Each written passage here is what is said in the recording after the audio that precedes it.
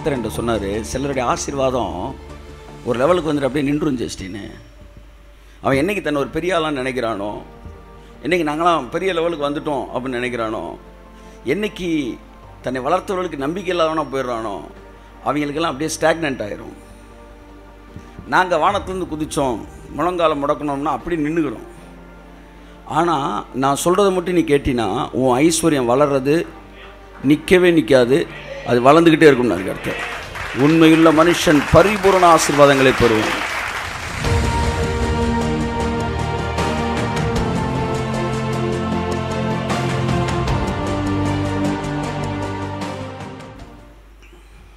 தமிழ்ல வாசிங்க.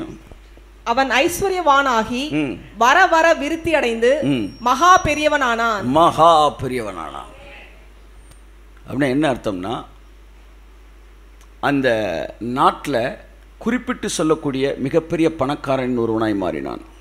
இன்னும் சொல்லப்போனால் பெலிஸ்தியர்களை விட பணக்காரன் ஆயிட்டான். அவன் வந்து சொன்னாங்களாம், நீ எங்களை விட பலத்தவனானாய். நாங்களாம் வீடை கட்டி உட்காந்துருக்கோம், நீ வெறும் கூடாரத்தில் உட்காந்துக்கிட்டு நாங்கள் வீடை கட்டி விசிறியில் வீசிகிட்டு இருக்கேன்னா கூடாரத்தை போட்டு ஏசியை போட்டு உட்காந்துருக்கிறேனே. பலத்தவனானா, ஏராளமான ஆடுகள். அடுத்த வசனம் வாசிங்க. அவனுக்கு ஆட்டு மந்தையும் மாட்டு மந்தையும் அநேக பணிவிடைக்காரரும் இருந்தபடினாலே பெலிஸ்தர் அவன் பேரில் பொறாமை கொண்டு. கை தட்டுங்க ஒரு அவருக்கு. ஆமென். அவன் வர வர விருத்தி அடைந்தான். கர்த்தர் என்று சொன்னார், சிலருடைய ஆசீர்வாதம் ஒரு லெவலுக்கு வந்துட்டு அப்படியே நின்றும் ஜெஸ்டின்னு. அவன் என்றைக்கு தன்னை ஒரு பெரிய ஆளான்னு நினைக்கிறானோ, என்றைக்கு நாங்களாம் பெரிய லெவலுக்கு வந்துட்டோம் அப்படின்னு நினைக்கிறானோ, என்றைக்கு தன்னை வளர்த்தவர்களுக்கு நம்பிக்கை இல்லாதவனா போயிடுறானோ, அவங்களுக்கெல்லாம் அப்படியே ஸ்டாக்னன்ட் ஆயிரும். நாங்கள் வானத்துலேருந்து குதித்தோம், முழங்காலம் முடக்கணும்னா அப்படி நின்றுக்கிறோம். ஆனால் நான் சொல்கிறத மட்டும் நீ கேட்டினா உன் ஐஸ்வர்யம் வளர்றது நிற்கவே நிற்காது, அது வளர்ந்துக்கிட்டே இருக்கும்னு கர்த்தர்.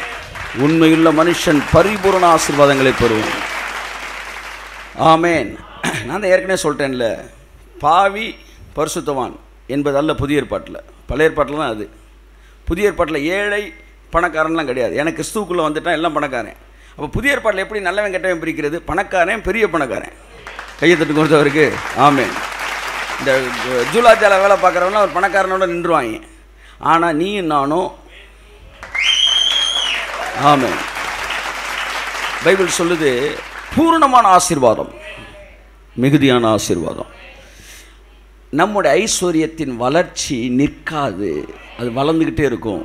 நண்பகல் வரைக்கும் சூரியன் அப்படியே பிரைட் ஆகிட்டே போகிற மாதிரி உங்கள் லைஃப்பில் அது பிரைட் ஆகும். சார் நிறையா பேர் வாழ்க்கையில் அது நடக்கலை சார். ஆமாம், அவங்க வாழ்க்கையில் நடக்கலைன்னு சொல்லாதீங்க, அவங்க வாழ்க்கையில் நடக்குது. அவங்க எதை பேசுகிறாங்களோ அது நடக்குது. நம்ம வாழ்க்கையில் எது நடக்கும்? நம்ம எதை பேசுகிறோமோ அது நடக்கும். என் அன்புக்குரியவர்களே, நாம் எதை பேசுகிறோம் என்பது மிகுந்த முக்கியமானது. ஏனென்றால் இந்த வருஷத்தின் தலையெழுத்து நாம் பேசுகிறதின்படி தான் அமையப்போகிறது. இன்றைக்கு நான் என்ன பேச போகிறேன்னா, சீக்ரெட்ஸ் ஆஃப் பிகமிங் ரிச், ஐஸ்வர்யவானாவதற்கான ரகசியங்கள் என்று பேச போகிறேன். ஒரு வசனத்தை நான் வாசிக்க விரும்புகிறேன்.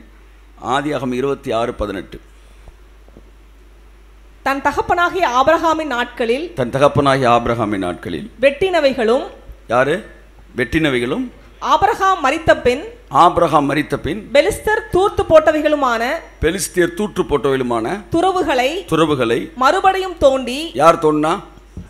ஈசாக்கு தோண்டி தன் தகப்பன் அவைகளுக்கு இட்டிருந்த பெயர்களின்படியே. தன் தகப்பன் என்ன எண்ணத்தோடு கூட அதை தோண்டினானோ, என்ன கனவுகளோடு தோண்டினானோ, அதே பெயரை மறுபடியும் அவைகளுக்கு பெயரிட்டான். என் அன்புக்குரிய நல்லா கவனிக்கணும். ஈசாக்கு எந்த துறவையும் தோண்டலை.